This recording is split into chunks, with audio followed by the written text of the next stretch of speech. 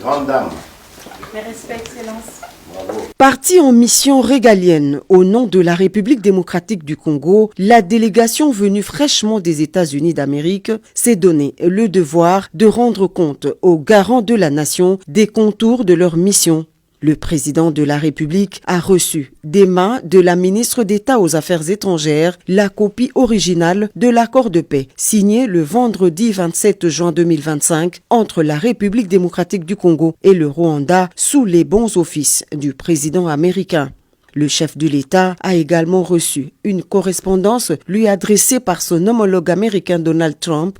La ministre d'État aux Affaires étrangères revient sur le processus ayant conduit à la signature de cet accord. Nous avons eu l'honneur de lui remettre à main propre l'original de l'accord de paix qui a été signé le 27 juin à Washington DC au département d'État, ainsi que la correspondance qui lui a été adressée par son homologue américain.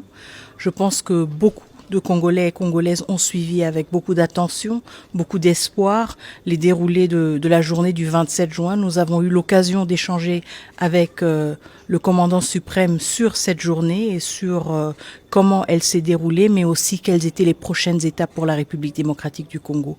C'est un pas en avant, certes, un pas qui nous réconforte, mais en même temps, nous sommes conscients du fait que nous avons signé un accord qui nous oblige aussi à honorer certains engagements et que nous allons devoir faire montre de notre détermination de pacifier la République démocratique du Congo et de le faire rapidement. Un pas en avant, certes, mais le processus de paix est loin d'être achevé.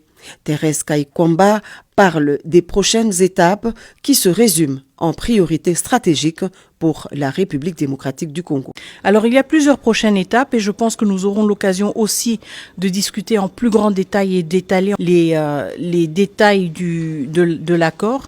Un aspect critique, ce sont les mécanismes différents qui sont mis en place et prévus par cet accord pour s'assurer du suivi de l'exécution de l'accord. Et pour nous, ce sera évidemment une priorité de voir comment rapidement du côté de la RDC, nous mettons en place notre équipe qui va assurer le suivi de la mise en œuvre. Le chef de l'État s'est dit fier du travail abattu par l'équipe congolaise mandatée à Washington. L'impact de cette mission pourrait bien résonner au-delà des frontières de la RDC.